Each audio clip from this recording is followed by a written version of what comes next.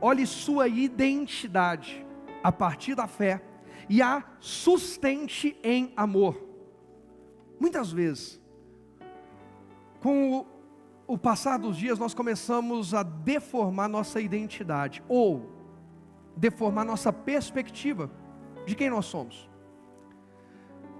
Se você fala com uma criança sobre o futuro dela, o que você quer ser quando crescer? Boa parte das crianças vão dizer, os meninos, quero ser jogador de futebol, quero ser isso, quero ser aquilo. Graças a Deus na igreja tem alguns que quero ser pastor, quero servir a Deus. Maravilha. O tempo vai passando, aquela mesma pessoa, aquela mesma criança que dizia, eu vou ser médico, eu vou ser advogado, eu vou ser isso, eu vou ser aquilo, começa a dizer, eu não consigo, eu não posso, as pessoas não gostam de mim, as pessoas não me aceitam. É duro, mas eu ainda vou. Alguns começam a dizer, eu sou burro. Alguém já ouviu isso? Eu nem vou perguntar se você falou, estou perguntando se você já ouviu isso. Não sou capaz, eu isso e eu aquilo. Muitas vezes ao longo da vida nós vamos perdendo a nossa identidade, porque nós começamos a nos enxergar a partir da ótica do ambiente onde estamos, das pessoas com quem convivemos, da expectativa que elas têm ou perspectiva da vida. Começamos a deformar nossa identidade, porque vamos nos corrompendo, e a Bíblia diz que as más conversações corrompem os bons costumes. Paulo chega a chamar a atenção na sua carta aos Gálatas, quando ele diz, ó Gálatas insensatos, quem vos fascinou? Quem fascinou, quem virou a cabeça de vocês para terem começado tão bem no espírito e terminar tão mal na carne? Volto a dizer, ninguém sai da igreja, de um adorador do Senhor, de um servo, uma serva do Senhor, para alguém que está se prostituindo, se drogando, se embriagando, na idolatria, do dia para a noite. Vai acostumando com algumas coisas, começa a entrar nessa, não tem nada demais, não tem nada demais, não tem nada demais, e levanta um altar ao Deus, não tem nada demais. Deus disse que Ele não divide a glória dEle com ninguém, e tem gente dividindo a glória de Deus com um monte de falsos Deus, coisas que são afronta ao Deus vivo, e que há algum tempo a pessoa jamais, não, mas pastor, mas eu vou me abster. Quem te falou que o cristianismo não é um caminho de renúncia? Jesus avisou. Eu não sei que evangelho que estão tentando implantar, que quebra a identidade das pessoas. Como assim? Porque Jesus diz, quem quiser vir após mim, negue-se a si mesmo. Mas eu quero muito ir. Mas é contra a minha fé. Mas é desonra ao meu Deus. Mas aí eu não vou estar fugindo da aparência do mal. Deus me deu uma palavra anteontem, sobre aparência, se a aparência é importante ou não. Você vai ver hoje em Hebreus 12, não é a mensagem de hoje, mas é uma mensagem profunda.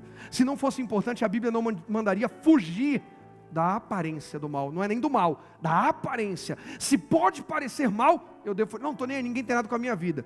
Se você não vive pelo padrão bíblico, se a sua identidade não é a partir do que Deus diz, ninguém tem nada com a tua vida.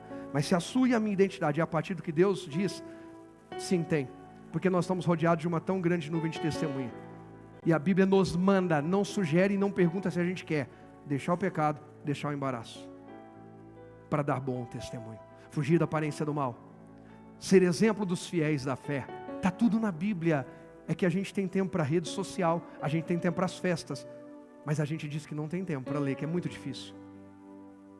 E a nossa identidade, com o passar do tempo, vai deformando. A identidade vai corrompendo. Aquela identidade original, criada por Deus para se relacionar com Ele, que era uma identidade que Deus nos dá muita coisa, parece que se torna um fardo, porque parece que Deus está tirando muito de nós. Agora só porque eu sou da igreja, eu não posso isso, não posso aquilo outro. A gente precisa voltar à essência e se apaixonar por Jesus de novo, porque apaixonado renuncia fácil. Quando o amor esfria que é difícil renunciar. Quando a gente está apaixonado, irmãos, a gente às vezes chega até a ser meio careta, meio radical. Eu lembro no meu primeiro amor, logo que me converti, irmãos, eu quase não usava calça, jovem. só bermuda para lá, para cá, e tinha algumas calças jeans e tal. E comecei a ir para a igreja e vi os pastores de calça social, e trabalhar o pessoal calça social, pronto. Comecei a comprar calça social, passaram uns 2 anos, eu fui perceber que eu não tinha mais nenhuma calça jeans. E não tem pecado, eu estou de calça jeans, não, estou de calça sarja hoje, mas eu uso calça jeans, não tem pecado nenhum. Mas eu estava tão apaixonado, a minha referência, eu quero servir a Deus, eu quero ser um servo de Deus, que eu comecei a ter uma identidade voltada para agradar a Deus. Quem está entendendo? Cuidado, quando agradar a Deus já não está na sua lista de prioridade. Quando a Bíblia diz, buscai primeiro o reino de Deus e a sua justiça, a dele, não é a sua não, a dele.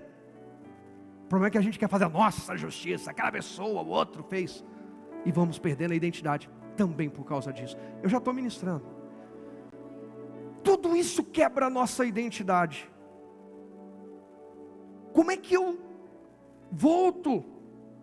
Como é que eu restabeleço? Pela fé. E a fé, Romanos 10:17 diz que é ouvindo pela palavra ouvindo pela pregação da palavra. E aí alguém se dá até o luxo de não ouvir a pregação da palavra, mas acha que está alimentando sua identidade de fé e está se perdendo. Quantas pessoas eu conheço que atrapalharam sua caminhada por olhar ao redor e começaram as más conversações, as más influências, o não tem nada demais, o isso, o aquilo, e agora não sabem como voltar.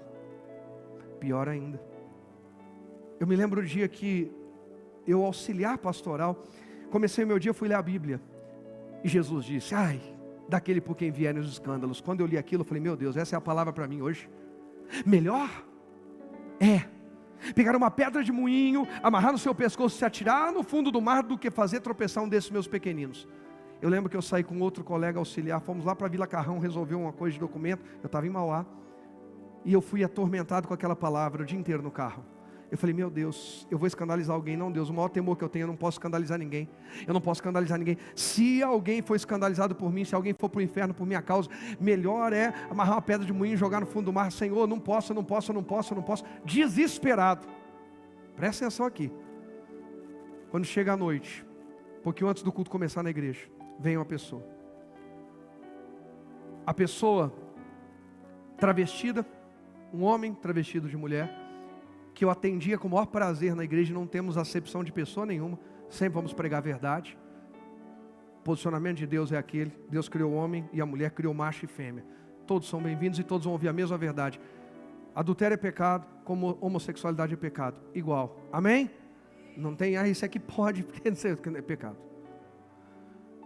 Aí veio aquela pessoa falar comigo, falaram assim, pastor, tá te chamando, fulano tá aí. Aí eu fui lá para atender. Pelo amor de Deus, eu preciso falar contigo. Que é isso.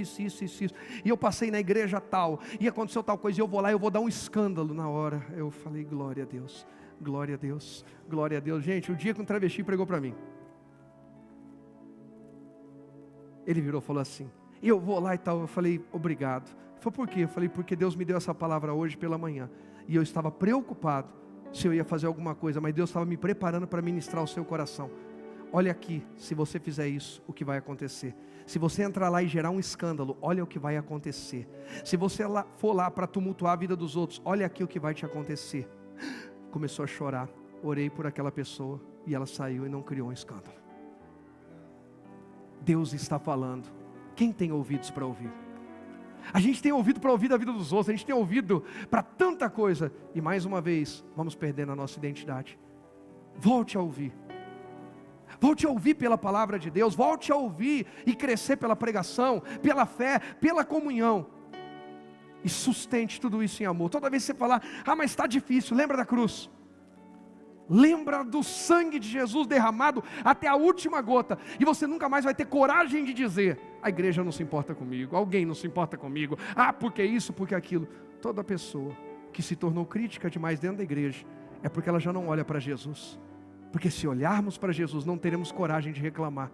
Se olharmos a dor e o sacrifício dele, nos sentiremos envergonhados de, oferecendo tão pouco, reclamar de tanto. Se ele, o Senhor, não rejeita a sua noiva, se ele vem para o altar, todo encontro ele vem para o altar dizendo: entra noiva, entra, porque nós vamos nos relacionar, e às vezes parte da noiva não aparece, mas ele está lá.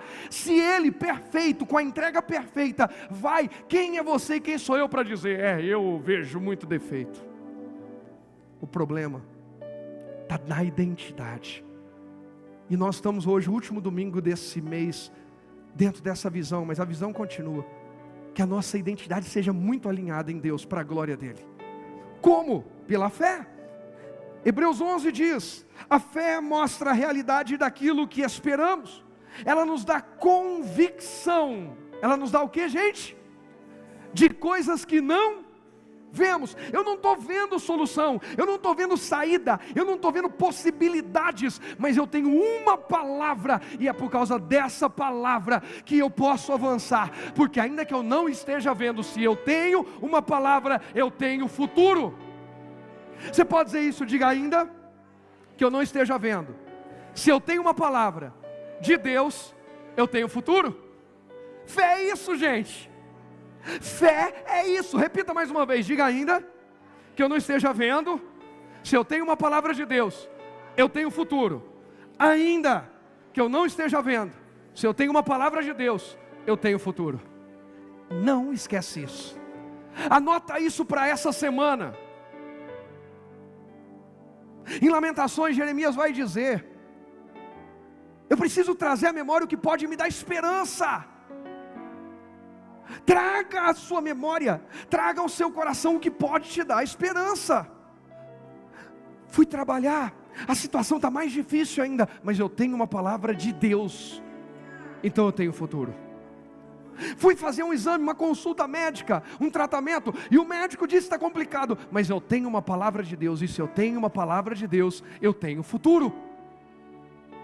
Pessoas disseram que não tem jeito, que ninguém vai me ajudar. Ninguém vai me ajudar, não. Então Deus vai fazer de outro jeito, porque eu tenho uma palavra de Deus. E se eu tenho uma palavra de Deus, eu tenho futuro.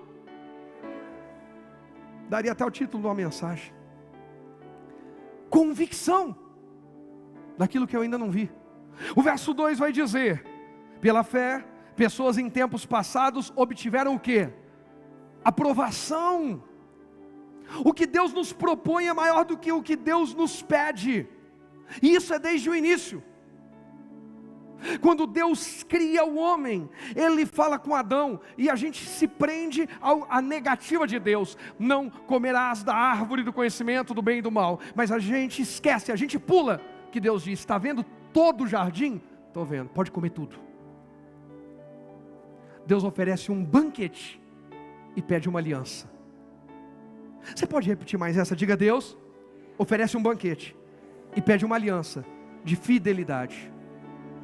Sabe qual é o problema? É que a gente quer comer a aliança. A gente quer tocar na fidelidade, a gente quer fazer do nosso jeito. Ninguém manda na minha vida. Aqui na minha casa mando eu. Não, na minha casa manda o Senhor. Na minha forma de trabalhar manda o Senhor. Na minha forma de falar manda o Senhor. Ele é Senhor, Ele não é só o Salvador, Ele é o Senhor de verdade. Adão primeiro recebeu de Deus fartura, abundância, depois uma oportunidade de aliança. Toda vez que Deus vai te pedir algo, Ele já está te propondo algo muito maior. Toda vez que Deus pede para a gente entregar algo, o que Ele está nos oferecendo é algo muito maior. O problema é que às vezes a gente não prestou atenção. Sabe por quê? Quando a vida está muito fácil, a gente não presta atenção.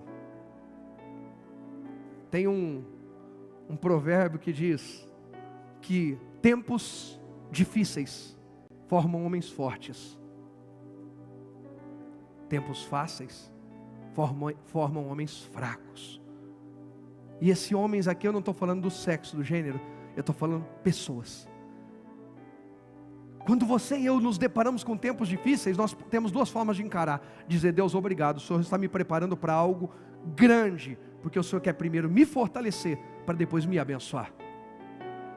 Ou a gente pode dizer: que vida, eu nunca vou dar nada, não tem jeito. Está vendo? Para os outros é tudo fácil. Todas as pessoas que recebem algo fácil, facilmente perdem, porque elas nem se dão conta do que tem na mão. Adão coloca os olhos no que não pode, numa conversa de pé de ouvido de Eva, que ouviu a serpente, e passa a desprezar a abundância que Deus deu a ele. Para de olhar para aquilo que Deus disse que não é para você, e valoriza tudo que Deus tem te dado, tudo que Deus tem te feito. A nossa identidade não é a identidade de inventar desculpa, de toda hora tentar debater com Deus, de tentar se justificar diante de Deus. A nossa identidade é de servir, adorar, honrar, andar em aliança com Deus, em cumprir propósitos e princípios, cumprir princípios e viver propósitos, porque nós vamos começar a ser aprovados e alcançar aquilo que ainda não víamos. Por quê? Porque, gente, a nossa visão é curta, a de Deus está lá adiante. Deus fala para a gente, não anda por aqui, porque Ele está vendo o que tem lá na frente. A gente não, a gente só quer andar aqui. Eu quero andar aqui, tem que ser do meu jeito, tem que ser no meu tempo, senão eu vou quebrar tudo, eu vou tacar fogo no parquinho. Por isso que nunca sai da mesma na vida. Irmão, tem gente que se eu conversar hoje, conversar 3 anos atrás, é a mesma coisa. A mesma coisa. É difícil, porque o dinheiro, porque a família, porque os pais, porque as mães, porque os filhos, porque o casamento, porque a solteirice, é a mesma coisa. Só que, ano passado a gente ministrou sobre Shemitah, a vida é de ciclos. Por que o ciclo da pessoa não muda? Porque a postura também não muda. A identidade se perdeu ao longo do caminho. A identidade se perdeu pela vaidade, pela corrupção, pela falta de fé, que está em ouvir pela pregação. Mas pastor, então isso não vale para a gente, porque a gente está dentro da igreja. Nem todos que estão dentro da igreja dão crédito à palavra. Isaías 53 verso 1, quem deu crédito à nossa pregação? Quem dá crédito é isso aqui, é esse horário, é desse jeito, é essa oportunidade, é esse o mandamento, é essa a promessa, é essa a bênção. Às vezes, irmãos, tem gente que entra na igreja, mal acabou o culto, a pessoa já está pensando quem ela vai consultar para desmanchar tudo que foi pregado. Com quem que ela vai conversar para desfazer tudo que Deus tentou fazer no coração dela naquele dia. E sempre, alguém já disse que para todo pé doente tem um sapato velho. Sempre vai encontrar um sapato velho, o pé doente, sempre vai achar alguém para concordar. Mas nunca vai viver pela fé, porque a fé vai me levar para onde eu ainda não vi, vai me fazer acessar o que está além da minha visão. Irmãos, eu quero provar coisas novas em Deus. Mais alguém? Eu quero provar o extraordinário de Deus, mas se eu não sou fiel no mínimo, como é que eu vou entrar no muito? Se eu não sou fiel naquilo que está diante dos meus olhos, e Deus disse não, mas eu quero muito, Ele disse não, como é que eu vou acessar o que é maior do que está diante dos meus olhos, se eu não creio em quem pode me dar? O verso 3 diz assim: pela fé, entendemos que todo o universo foi formado pela palavra de quem? De Deus, aquela que às vezes a gente deixa por último para consultar. A gente faz tudo e quando dá errado a gente pede a Deus uma palavra. Só que a Bíblia está dizendo que a formação tem que ser pela palavra, ou seja, comece pela palavra e vai terminar bem. Comece fora da palavra e vai ter tragédia. Tudo que a gente começa fora da palavra vai dar ruim em algum momento. É melhor pagar logo essa conta. É melhor parar logo e colocar a casa em ordem, porque quanto mais arrastar isso para frente, mais pesado fica. Mas tudo que começa pela palavra, tem lutas, tem perrengue, tem dificuldade, mas tem o Senhor presente em todo o tempo, acompanhando o processo do começo ao fim. Deus esteve com José, nós ministramos aqui domingo passado. Deus esteve com José na casa dele com Jacó, Deus esteve com José na cisterna, Deus esteve com José na casa de Potifar, Deus esteve com José na cadeia, e Deus era o Senhor de José no trono. Quando Deus é o Senhor de todas as etapas da sua vida, você não termina na humilhação. Se prepara, porque você vai além do que jamais imaginava poder alcançar na vida. Mas Deus tem que estar à frente. Tudo formado pela palavra dele. Assim o que se vê originou-se daquilo que não se vê. E, irmão, sempre que eu leio isso aqui eu penso na beleza, as maravilhas do mundo. Aí as pessoas falam: nossa, as maravilhas do mundo, as cataratas do Iguaçu, os mares, e isso e aquilo, e os canyons e tal. Ei, tudo isso que Deus fez. Quem já viu coisas bonitas aí no mundo que Deus fez? Criação de Deus, dá um glória a Deus. Nenhuma dessas coisas ele chamou de imagem e semelhança dele. Quando ele criou você, ele disse: minha imagem e semelhança. As maravilhas do mundo não se comparam a você e a mim. Não se comparam. Mas a nossa crise de identidade faz a gente morrer por coisas que são inferiores ao que Deus já colocou dentro de nós. Deus colocou dentro de nós, a Bíblia diz que Deus criou o homem e colocou dentro do homem o anseio pela eternidade. Dentro de nós tem como que um ímã, desejando ir para Deus, desejando se relacionar com Deus, desejando conhecer mais a Deus. E fora de nós tem os ataques do diabo, tentando contaminar o nosso interior, tentando sujar. Por isso a Bíblia diz: tira a escória da prata e sairá metal para o ourives. Quando vai sujando aquela prata, perde o brilho, perde a essência, perde aquela glória. O prazer, aquele desejo pela eternidade começa a apagar. E começa a ficar tudo muito raso. É tudo esse mundo, é tudo aqui, é tudo aqui. Está na hora de voltar à essência. Está na hora de restaurar o que tem valor. Está na hora de dizer: Deus, o que eu ainda não vi, como a tua palavra diz, o que olhos não viram, ouvidos não ouviram, e jamais entrou no coração do homem, o Senhor tem preparado para quem te ama. Eu te amo. Mas o eu te amo não é de qualquer jeito. Quando perguntaram para Jesus, os fariseus querendo pegá-lo em alguma contradição: qual o maior mandamento de todos? Jesus disse: amarás o Senhor teu Deus. É o primeiro e grande mandamento. E o segundo, amar ao próximo como a ti mesmo. Não é isso que ele falou? Não. Amarás o Senhor teu Deus de todo o teu coração, de toda a tua alma e de todo o teu entendimento. Não é amar do jeito que a gente quer. Não é amar, põe coraçãozinho, cruz, põe o stories domingo, cheque, culto, ok, semana começou, eu amo Jesus. Jesus pediu uma renúncia, não renunciou. Jesus mandou perdoar, não perdoou. Jesus mandou obedecer, não obedeceu. Jesus mandou servir, não serviu. Jesus mandou, não fez. Ou é de todo o coração, de toda a alma, ou de todo entendimento, ou não é. A gente não escolhe amar Deus do nosso jeito, porque o nosso jeito é corrompido. Porque volto ao título da mensagem: a nossa identidade vai sendo deformada ao longo do caminho. A gente precisa de uma identidade a partir da nossa fé, definida a partir do que cremos. Ou amamos de todo o coração, de toda a alma e de todo entendimento, ou ainda não estamos entendendo. E Deus tem, para quem o ama, além daquilo que a gente está vendo. Que essa noite Deus possa ativar na minha e na sua vida aquilo que a gente jamais viu, jamais imaginou, jamais pensou ou sonhou. Que Deus nessa noite possa regar no nosso coração essa visão celestial, essa visão além da nossa, que a gente seja regado para desfrutar do que Ele tem para nós. O verso 4 diz: pela fé, Abel apresentou a Deus um sacrifício superior ao de Caim. Olha só. Com isso mostrou que era um homem justo, e Deus aprovou suas ofertas. Embora há muito tempo esteja morto, ainda fala por meio do seu quê? Exemplo. Pela fé.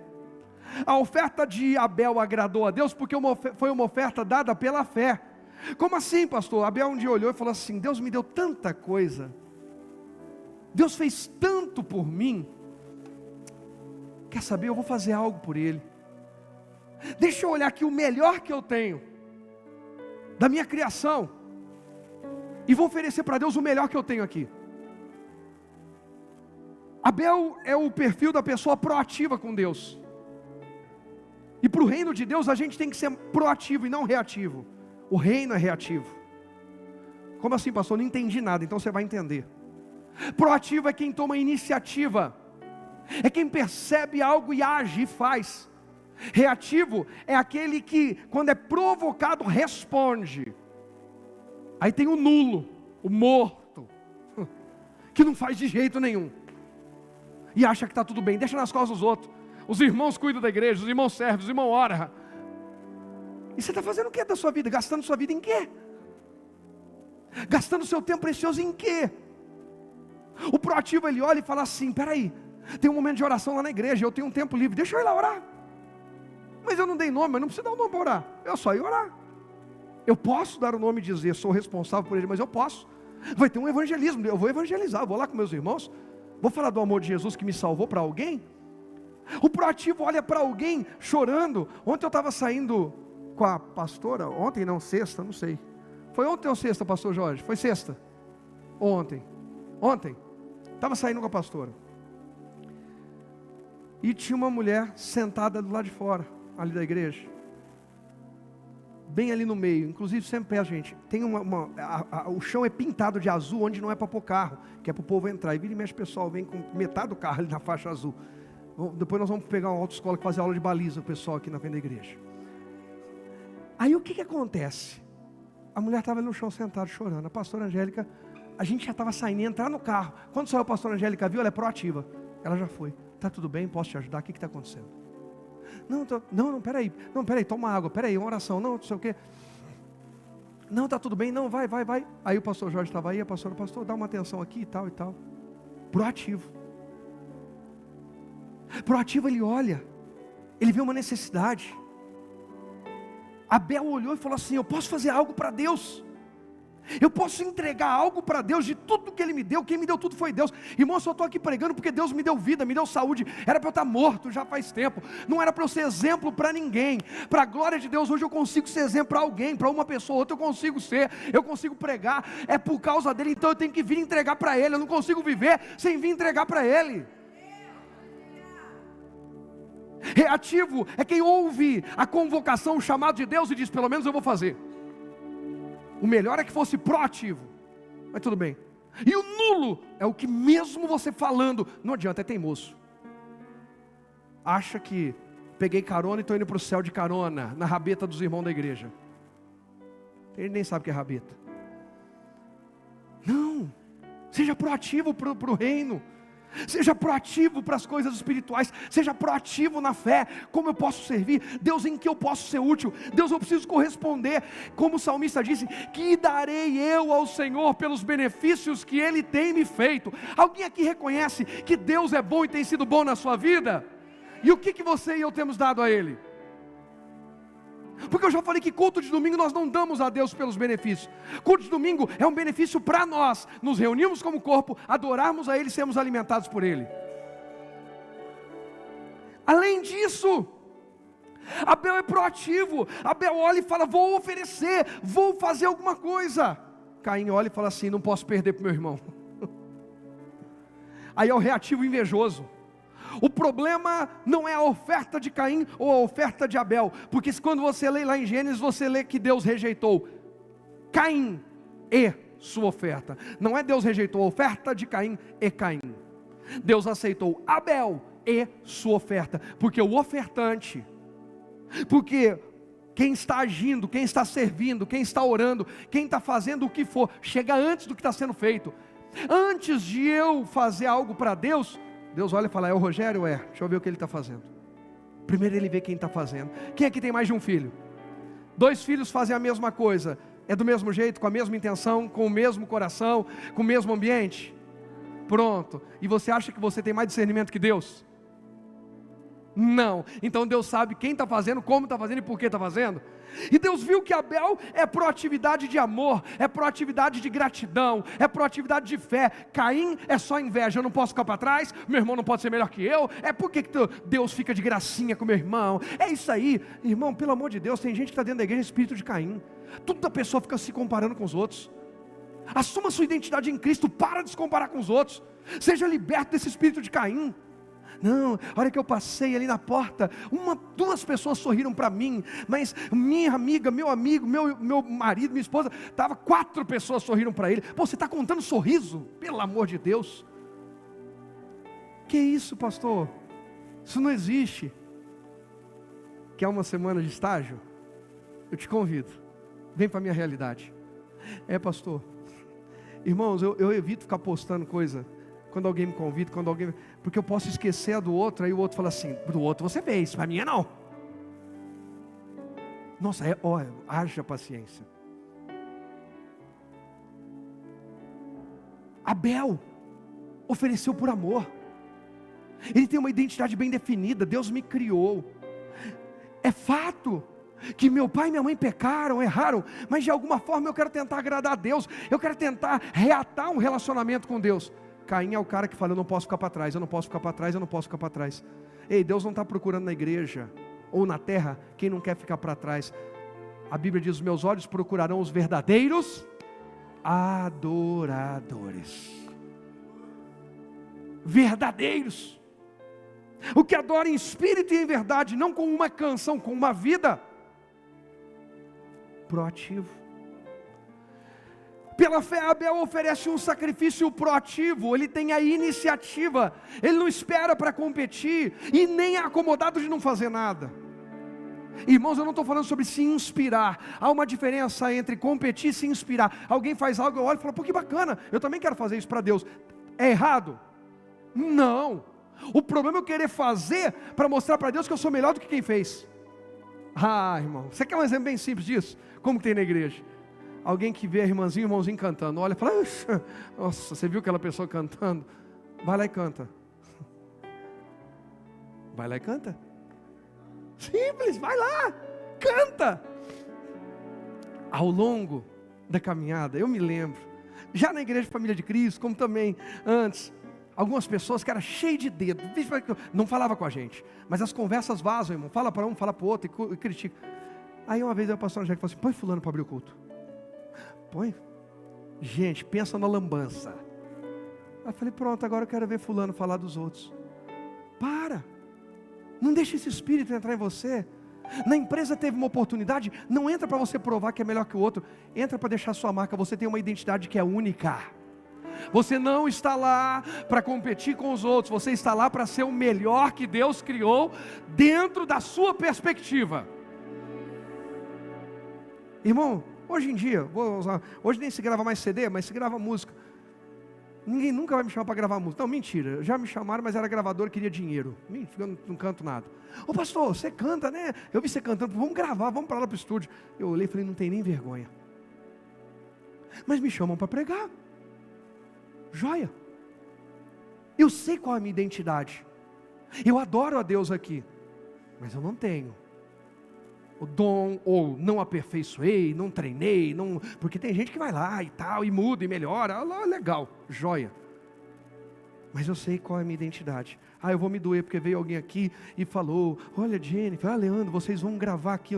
E o pastor: não, o pastor não vai gravar não. Tá vendo? Eu tenho minha identidade. Eu vou continuar adorando a Jesus, vou continuar cantando com a igreja, feliz da vida, e está tudo bem. Quem está entendendo? Agora o outro fica de beicinho, porque perdeu sua identidade. Deus estabelece em nós fé. Zé, eu lembro do Zé Paulo. Tiago tinha quantos anos, Zé? 16? Quando eu dei a comunidade para ele. 17. Zé Paulo, obreiro na igreja, doido para assumir um ponto de pregação. E Deus pôs no meu coração para entregar para o filho dele, para o Tiago. E o Zé ficou doido, a Jenny está rindo ali: isso pastor, fala do meu pai. E aí, dei a comunidade para o Tiago dirigir, e o Zé foi feliz porque o filho está pregando, mas revoltado porque o pastor não pôs eu. O que é isso? E aí sabe o que o Zé fez? Por isso cresce. Ele foi lá ser obreiro do filho dele, ajudar o filho dele na comunidade. Acabou. Se o diabo quis gerar alguma coisa, ele foi dar um tapa na cara do diabo. Passado um tempo, às vezes eu punho o Zé para pregar. Ele: não pastor. Um dia eu falei: Zé, deixa eu te falar uma coisa. Quando você vai pregar, você não sou eu, você não é... Você é o Zé Paulo, todo mundo sabe quem é você. Pregue a mensagem que Cristo te dá com o seu testemunho.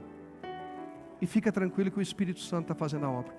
De lá para cá, como que o Zé Paulo cresceu em ministração? Porque antes ele queria aquela mensagem construída.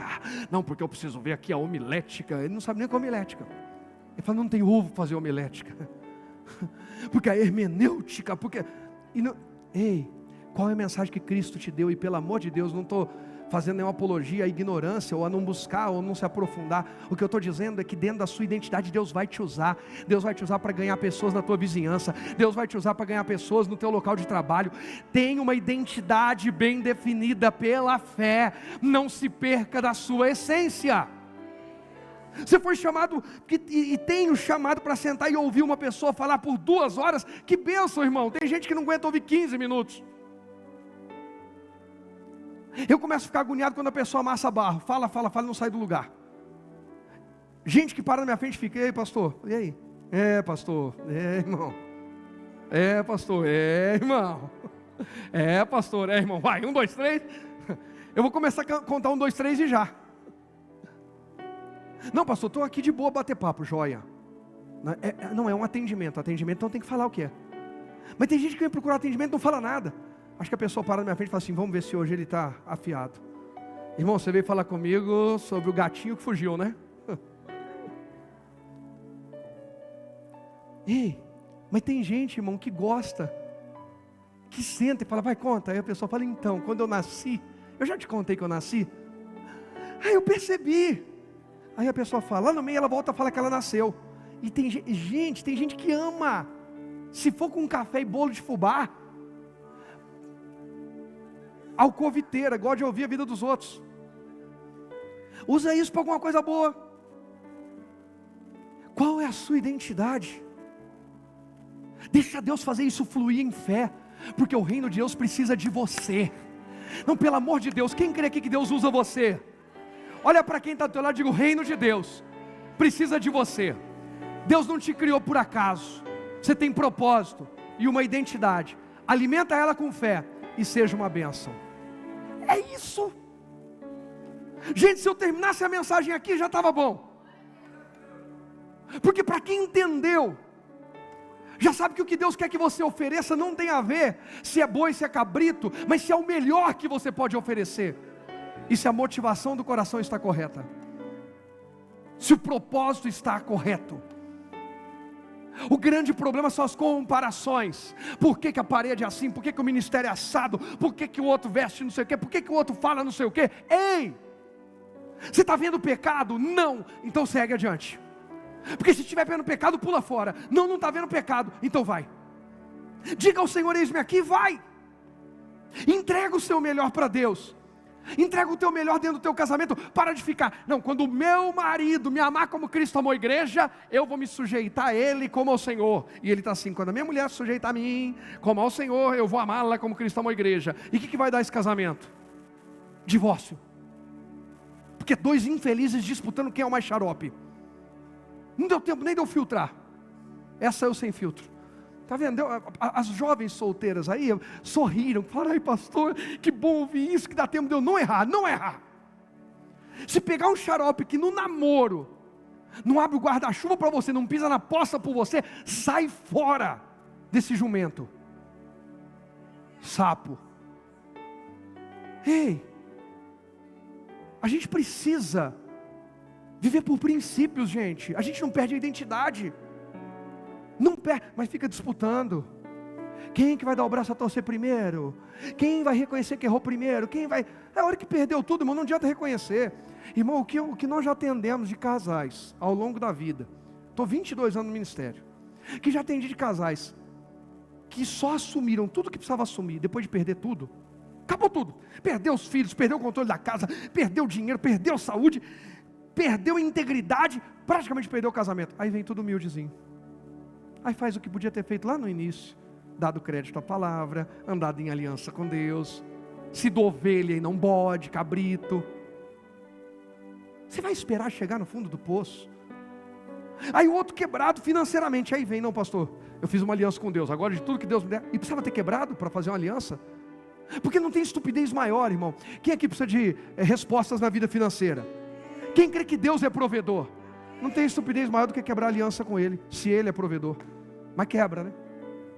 Apertou? Esse mês não tem dízimo, esse mês não tem primícia, não tem semeadura, não tem. E ainda quer que Ele seja o provedor de quem o rouba, de quem despreza a aliança, quebra o princípio da aliança. É só a gente assumir nossa identidade de fé, irmãos. Nós vamos ter luta sim, não estou falando é só assumir que vai ser vida fácil. Nós vamos ter luta sim, mas Ele estará presente na batalha. Nós vamos acertar as batalhas. Como assim, pastor? Põe o primeiro tópico para mim, por favor. Vamos lá. Aqui é no manto, no mistério. A fé é um dos termômetros do quanto reconhecemos nossa o quê? Identidade. Quem sabe quem é em Cristo Jesus não se corrompe pelas propostas do mundo. Vou dizer isso de novo, é mais uma para gravar. Irmão, essa noite está cheia de frases aí para você anotar na sua Bíblia. Quem sabe quem você mesmo é em Cristo Jesus, não se corrompe pelas propostas do mundo. Vamos para uma festa, essa festa é de Deus, celebra a Deus, honra a Deus. Não, afronta a Deus, não vou. Por quê? Porque não combina comigo, eu tenho uma identidade. Não, mas todo mundo vai, pois é. Se todo mundo for para o inferno, eu não estou a fim de ir junto. Se todo mundo desrespeita a Deus, eu não estou a fim de desrespeitar junto. Eu não fui criado para ser todo mundo, eu fui criado para ser imagem e semelhança do meu Deus. Honrá-lo, amá-lo, adorá-lo, servi-lo de todo o meu coração, não é meia boca. Acabou. Todo mundo mente, pois é, mas eu não vou viver igual a todo mundo. Irmãos, ou nós vivemos o cristianismo de verdade, ou a gente para de fingir. Irmão, aqui nessa igreja você não vai ser encorajado a fingir ser quem você não é. Eu e você vamos ser encorajados, confrontados, corrigidos a ser uma bênção nas mãos de Deus. Porque um dia eu vou estar diante de Deus e eu vou responder se eu quis ter sucesso ou se eu quis pregar a verdade para levar a gente para o céu. Eu quero pregar a verdade para levar a gente para o céu. Ainda que não dê muito ibope para alguns, aqui dá, glória a Deus, está cheio de gente aqui querendo, com fome e sede de Deus. Não tem alegria maior do que essa. A Bíblia diz que vê meus filhos andando na verdade. Olha que coisa mais linda. Então, termômetro. Como é que anda a minha fé? Eu sei quem eu sou em Cristo. Eu não vivo por propostas, eu vivo por propósitos. Ainda que com o propósito o caminho seja mais longo, ainda que com o propósito eu tenha que renunciar, abrir mão, mas vai valer a pena. A chegada sempre vai valer a pena. Quem vive por propósito sabe que a chegada vale a pena. Segundo tópico, eu vou só citar, não vou ler. A Bíblia diz que Caleb e Josué não se corromperam com os outros 10 espias. 12 foram enviados, 2 trazem uma notícia terrível, ótima, e 10 notícia terrível. Os 2 dão ótima notícia, a terra é boa, os frutos são incríveis, olha aqui, não dá nem para carregar sozinho.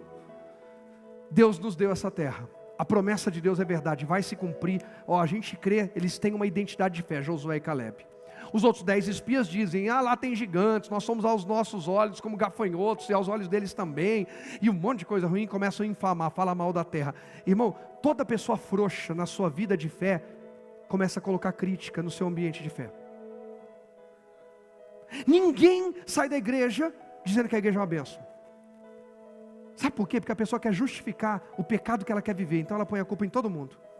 A culpa é do irmão que não cumprimenta direito na porta, o pastor que não chama ela para orar, o pessoal do louvor que não dá oportunidade, pintaram a parede de cinza, a luz apagou não sei o quê, o diabo a 4.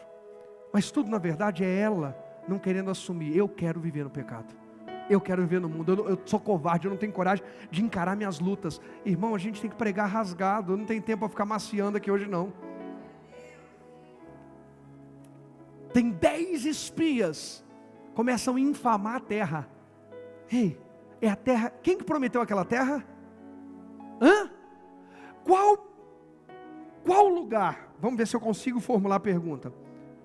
Qual lugar na geografia da terra Deus poderia escolher para dar ao povo dele? A resposta é simples. Qual lugar? Pensa na terra inteira. Que lugar que Deus podia escolher para dar ao povo dele? Qual? Qualquer um, ele é Deus. Se ele escolheu aquele, é porque é o pior ou o melhor? Os cabras vão dizer que é ruim. Melhor mulher que Deus podia me dar, chama Angélica. Não adianta quem o diabo pintar, para pintar, mas apareceu lá não sei o que. Deus abençoe. Mas tem uma proposta. Deus abençoe. Qual é a terra que Deus te deu? É o teu casamento? É o teu ministério? É o teu trabalho? É o teu chamado? É o teu propósito de vida? Para de ser o Caim que é o dos outros, o jardim do vizinho é sempre mais bonito. O marido, a esposa, a igreja, o não sei o que dos outros, o carro do outro, tudo dos outros. Ei, comece a infamar a terra aos 10. Josué e Caleb diz, a terra é boa, nós vamos conquistar, Deus é com a gente. Deus diz, fica irritado com aquele povo, não vão entrar os maiores de 20 anos, espera todo mundo morrer. Pronto, Moisés também morreu, agora Josué é o líder. Só que no dia em que Caleb e Josué trouxeram a boa notícia para Moisés, Caleb fez um pedido. Moisés, é o seguinte, tenho 40 anos de idade, creio em Deus e sei que a terra é para a gente. Por causa desses caras nós não vamos entrar, porque eles infamaram a terra, contaminaram o povo. Lembra que falei, as más conversações corrompem os bons? Não adianta, irmão. Quem se mistura com porco vai comer farelo. Vai comer lavagem. Não vem com essa conversa que eu vou lá e não vou me contaminar. Isso é melhor que a Bíblia. Acorda. A Bíblia diz que não. que as más influências vão corromper você. Acorda. Pastor, como que a gente vai salvar alguém? Lançando a rede. Jesus disse para o Pedro: daqui para frente eu vou fazer de vocês o quê? Pescadores de homens. O pescador mergulha no rio e fica lá nadando com os peixes lá embaixo, e aí pega um, é assim que ele faz? Hein? Ele tem a posição dele. Ele lança a rede, ou a vara, traz o peixe. Lança e traz, lança e traz. Não vem dar de super-herói aqui não. Tem gente que quer justificar seu desejo de viver num ambiente de pecado. Ele quer mergulhar lá dizendo que foi pescar alguém, foi nada. Pescador, ele não fica lá embaixo, ele traz para a superfície. Nós trazemos para o nosso ambiente, nós não vamos para o ambiente de lá. Aí, o que acontece? A gente vê esse Josué e esse Caleb com uma postura diferente, e o Caleb pede: olha, eu tive uma postura diferente, eu quero a terra. Tem uma terra que eu gostei. Quando Moisés morre, Josué está liderando.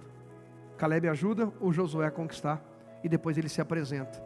Ele já tinha 85 anos, ele diz: Josué, é o seguinte, fazem 45 anos, desde o dia em que a gente foi espiar aquela terra, eu falei com Moisés, Moisés prometeu que depois de eu ajudar o povo passar e possuir a terra, eu podia ir conquistar a terra que eu queria, que eu vi, quando a gente ia passando. Você me libera, me abençoa para ir, não precisa me enviar soldados, não precisa nada, só me abençoe. Um homem que sabe o valor da honra, me abençoe para ir, eu não vou de qualquer jeito. Não é eu contra a rapa, é porque eu sou bom para caramba, porque eu também estava lá. Não, peraí, a autoridade está contigo, me abençoe. Sabe o valor que tem uma bênção? Um Deus te abençoe. Ele recebeu o Deus te abençoe da parte de Josué. A Bíblia diz que o Caleb diz: eu estou com 85 anos, passaram 45 anos, e eu estou com a mesma força, o mesmo vigor que eu estava naquela época. Sabe por quê? Porque quem é regado e alimentado pela fé, fé não envelhece, ela ainda renova você. Isso é tão sério, eu não segui lá por conta de tempo, mas em Hebreus 11, vai dizer que a Sara, mesmo sendo estéril e idosa, teve filho, o Isaac. E a Bíblia diz que Abraão, já cansado, Abraão já um homem, eu vou pegar a palavra certinha aqui, para não ficar aqui, ó. Abraão esperava, aqui a cidade, tal, quer ver? Foi sem saber para onde ia, fizeram Isaac e Jacó, pela fé a mesma Sara creu, e assim uma nação inteira veio a ser, deixa eu ver aqui, pela fé mesmo Sara, sendo estéril e idosa, pôde ter um filho. Ela creu em Deus, que Deus era fiel para cumprir sua promessa, e assim uma nação inteira veio desse homem velho e sem vigor. Obrigado aí pelo, não é Mateus, é Hebreus, eu que li errado, Hebreus 11, 12. E assim, olha só, uma nação inteira veio desse homem velho e sem vigor, uma nação numerosa como as estrelas do céu, e incontável como a areia da praia. Está dizendo que aí um homem o quê? Um homem o quê? Velho. Tudo bem, velho, era mesmo. Mas que mais que a Bíblia diz? Sem o quê? Vigor para construir casa? Pode ser, pastor. Deus está falando sobre o quê, gente? Filhos. Então você está falando que está faltando vigor? Calma, pelo amor de Deus, com a sua resposta, se controla. Só pensa, aonde que estava faltando vigor? Já sei, é lá. Era o pastor Jorge lá atrás. Está curado, falou. O Abraão, gente, ele está falando que o Abraão estava curado, não foi, pastor? Ei, está escrito na Bíblia, Abraão já era um homem velho e sem vigor para ter o Isaac. A Bíblia está tratando da promessa de um filho que viria do ventre de Sara. Em outras palavras, Abraão não dava mais no couro não, gente, pelo menos não com eficiência para ter filho. Só que olha transbordante, olha como que a bênção de Deus é transbordante. Quando Abraão honra a Deus, mesmo na sua velhice, para gerar o filho da promessa, a bênção fica sobre ele, que depois da Sara morreu, Abraão continuou dando no couro e fazendo filho. Sabe por quê? Porque quem diz: Deus, isso aqui é para a tua glória, Deus, minhas finanças é para a tua glória, Deus, meu casamento é para a tua glória, Deus, a igreja é para a tua glória, Deus, meu trabalho, minha empresa é para a tua glória. Se prepara, porque a medida de Deus não é a sua e a minha medida. A medida de Deus é boa, boa medida, recalcada, sacudida e transbordante. A medida de Deus vai além. Porque é isso o Evangelho. É um garoto dando 5 pães, 2 peixinhos e colhendo 12 cestos de peixe e pão. A medida de Deus é extravagante. Sabe por quê? Porque Deus não quer que você e eu sejamos aqueles que recebem e não compartilham. É como na pesca maravilhosa. Ouviu Jesus e obedeceu. Quando pescou, quem está ao redor vai receber. Porque a medida de Deus é para transbordar. É por isso que tem gente que não é abençoado, mesmo estando na igreja domingo a domingo. Porque a pessoa não compartilha nada com ninguém, ela é egoísta, ela só pensa nela. O Evangelho não é sobre eu pensar em mim. O Evangelho é sobre eu amar Ele em primeiro lugar. E com o amor que eu amo o meu próximo. Se eu amo Ele em primeiro lugar, eu renuncio. Eu digo não ao pecado, eu digo não a propostas. E tudo que Deus derrama na minha vida, eu preciso compartilhar com alguém. Eu preciso testemunhar, eu preciso servir. Eu preciso ser útil aqui na terra. Enquanto eu viver, eu preciso ser útil para alguém querer, ter vontade, ter fome e sede de conhecer a Jesus aqui na terra. Quem olha para você está com vontade de conhecer Jesus? Jesus o da Bíblia, não o que você inventou. Porque tem gente que inventa um Jesus bonitinho e fala assim, não, podem estar com todo mundo e estar com Jesus. Jogador de futebol, põe a fitinha na cabeça e passa o cerol. E diz que ela... Não, o meu Jesus ensina santidade. Sede santos, porque santo é o Senhor. Segui a paz com todos e a santificação, sem a qual ninguém verá o Senhor. Não vai ver Deus se não tiver santificação. Deus te abençoe, meu filho, em nome de Jesus. Não vai ver, vai querer, mas não vê. Fé não envelhece. O tempo passou e o Caleb está cheio de fé, renovado em fé. O tempo passou, Abraão está cheio de fé. Irmão, o tempo pode estar passando, mas hoje você veio aqui para Deus renovar a tua fé, avivar você em fé, ativar você em fé e dizer que tempo não é maior do que o poder de Deus. Põe o próximo tópico para mim, por favor. Pode colocar. Para onde e para quem escolhemos olhar e priorizar revela onde e em quem está a nossa fé. Olha Hebreus 12 versos 1 e 2, vem comigo. Hebreus 12 versos 1 e 2. Portanto, uma vez que estamos rodeados de tão grande multidão do que, igreja? Testemunhas. É importante o que os outros pensam? A Bíblia diz que é. Livremo-nos de todo o peso que nos torna o quê? Vagarosos. A pessoa estava toda disposta para servir a Deus. Agora ela é uma preguiça na hora de servir a Deus. Que peso que você anda carregando? Qual é o peso? É o peso da rejeição, pastor. Um dia eu fui servir e me rejeitaram. Eu estou aqui para encorajar você a jogar esse peso fora, se levantar e servir Jesus. Porque Jesus é maior do que a rejeição que tentaram colocar em você. Alguém te rejeitou, alguém não deu valor, mas Jesus continua te chamando, Jesus continua te amando, e Jesus continua valorizando a identidade que Ele te deu para honrar o nome dEle aqui na terra. O que está tornando eu e você vagarosos? O que está atrapalhando? A gente precisa se livrar disso. Aí diz ainda... E do pecado que nos atrapalha. Pecado e peso, fardos, tá? E corramos com perseverança a corrida que foi posta diante de nós. Correr, mas não é a velocidade o mais importante, a constância é mais importante que a velocidade. Quem já viu o videozinho da tartaruga e do coelho apostando corrida? Quem já viu?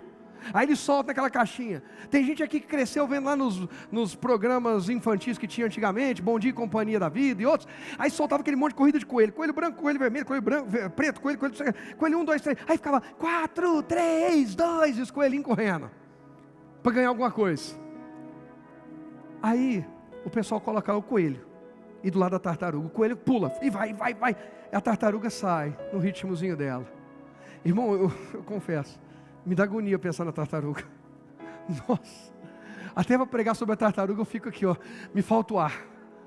Nossa, irmão, você quer ver Mas eu preciso reconhecer que constância é mais importante que velocidade. Ainda que eu tenha muita dificuldade pelo meu perfil de falar com gente que fala: oi, pastor, o que o senhor está falando comigo? Aí eu falo: não, eu estou querendo morrer. Mas podia ser um pouco mais rápido, está demorando muito. Irmão, pega a cadeira ali para mim. A cadeira, pastor? Irmão, a cadeira. A cadeira mesmo? Que é cadeira de sentar? Não, é de pôr no ventilador. Mas irmãos, às vezes, a gente tem aquele fogo, a fogueira de jornal. Tem gente que até empolga a gente, mas não continua. Não vai até o fim. Constância é mais importante que velocidade. A tartaruguinha saiu e ela tem um foco. Ela anda para frente.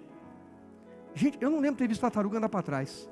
Já vi jabutizinho, filhotinho, para cá, para lá, mas ela vai. E o coelho correu para lá. Daí a pouco o coelho olhou e viu os copinhos aqui do lado. Ele começa a olhar. Aí ele ouve um barulho, olha para cá. Aí ele volta para cá. Aí ele vira para lá. Aí ele não sei o quê. E a tartaruga continua. E a tartaruga continua. E quem estava torcendo para o coelho, certeza que o coelho ia ganhar, começa a entrar em desespero. Irmão, daqui a pouco a tartaruga está ali, ó. Aí o coelho vem e fala, agora vai. É só ali, um pulinho ele ganha da tartaruga. Na hora H, ele volta de novo, se embaraça. E a tartaruga vence a corrida. Quem já viu? Pois é.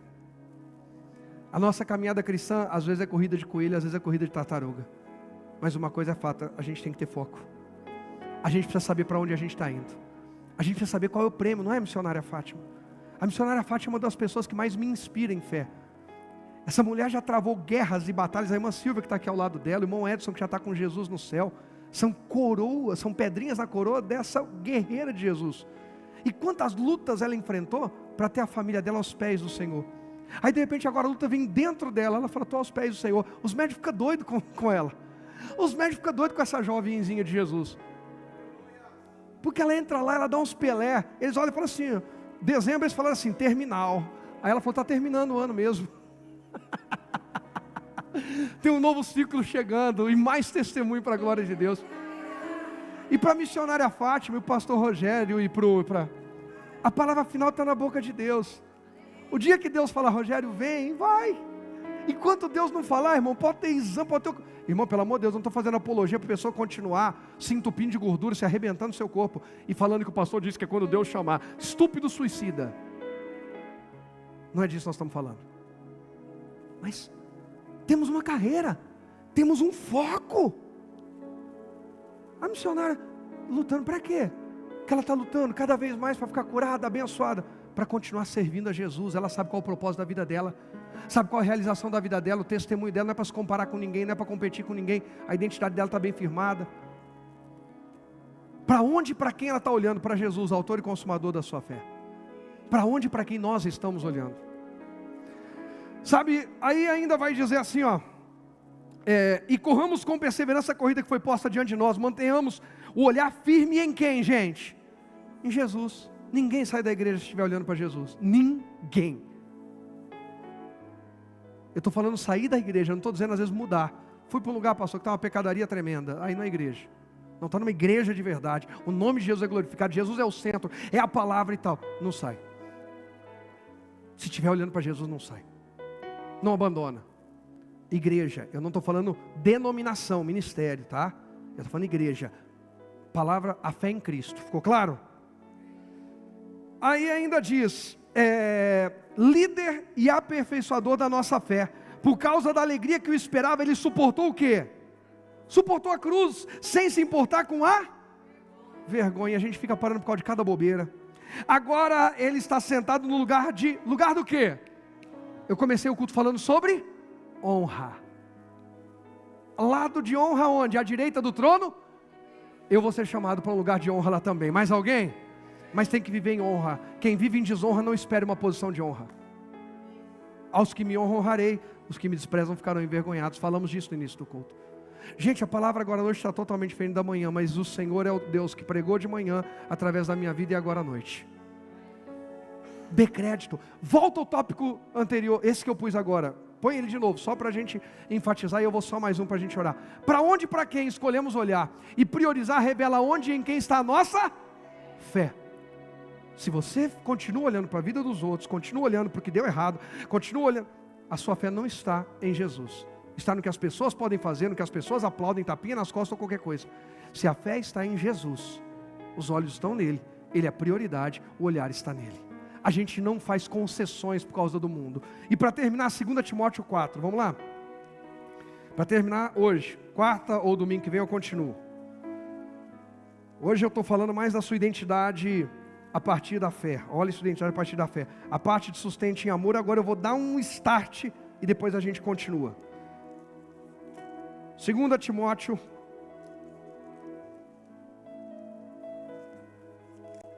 capítulo 4, versos 6 e 7. Não, 7 e 8.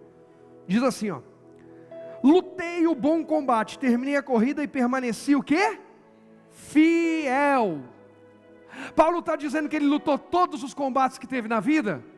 Não. A gente precisa aprender qual é a luta que a gente deve entrar e qual luta não devemos entrar. Quem gasta a sua energia no combate ruim não tem energia para o combate bom. Se Paulo está dizendo que ele lutou o bom combate, se Jesus disse que ele é a videira verdadeira, significa que tem um combate ruim, tem a videira falsa. Se a Bíblia diz para se guardar dos falsos profetas, significa que tem os falsos, mas que também tem os verdadeiros. Se encontrar um, valorize. Se por acaso encontrar um, dá valor, para de ser chato, dá valor. Mas se encontrar um falso, alerta e sai fora. Ó, está sendo falso profeta. Alerta, tenta ajudar. Não conseguiu ajudar? Sai fora. Nós precisamos ter filtro na vida. Eu preciso lutar o bom combate. Eu preciso lutar o combate que é meu. Tem batalha que não é minha, gente. Tem batalha que não é minha. Eu vou dar um exemplo. Aqui na igreja nem todas as batalhas são minhas. Por isso a gente tem um corpo ministerial.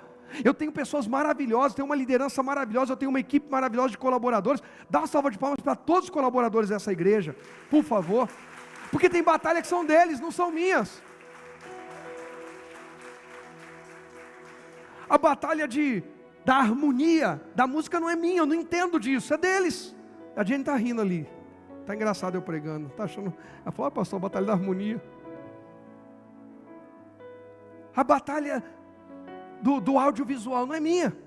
O pessoal está estudando, especializando, organizando para colocar em ordem. A batalha é minha. Às vezes é ser o maestro, para que tudo funcione bem. E além da minha direta, lidando com pessoas. Você está entrando nas suas batalhas ou está entrando em batalha que não é sua?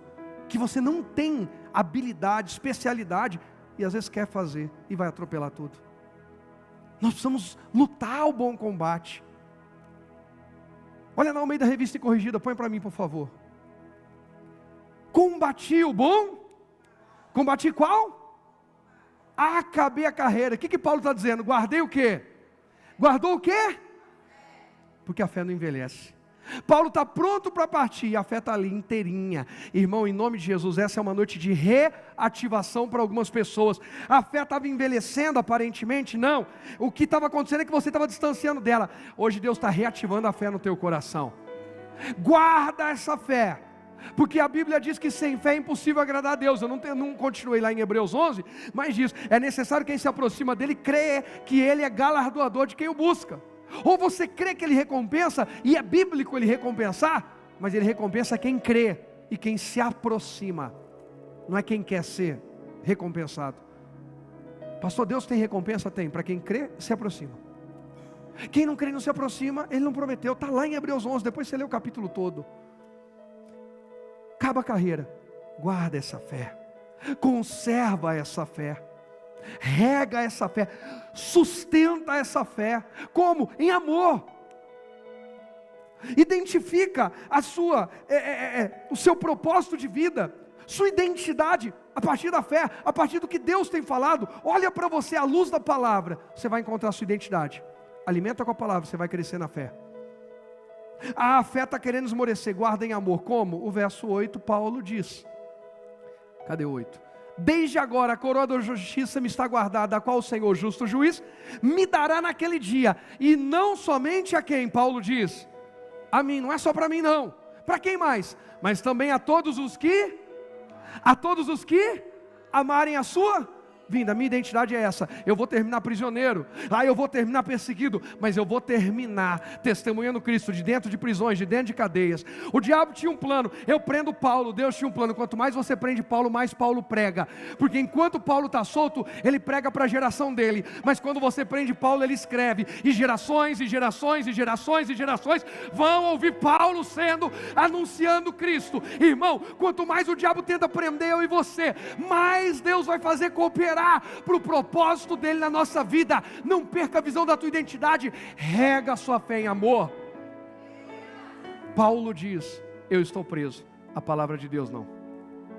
Deus é incrível.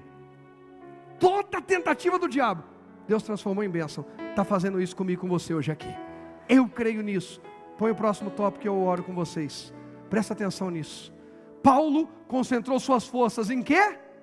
No bom combate, pela fé no que viveria aqui e principalmente na eternidade. Você é filho de Deus. Concentre a sua fé nisso. Você é filho. O seu pai te ama. Se ele corrigiu é porque te ama. Você é filho. Se ele encorajou é porque te ama. Você é filho. Se ele exortou é porque te ama. Você é filho. Se ele deu sonhos e promessas é porque ele te ama. Você é filho. Se ele deu visão, se ele está regando a tua fé, é porque ele te ama. Você é filho. E como filho amado, se posicione em fé, porque Cristo quer te fazer mais que vencedor. Só quem crê diz.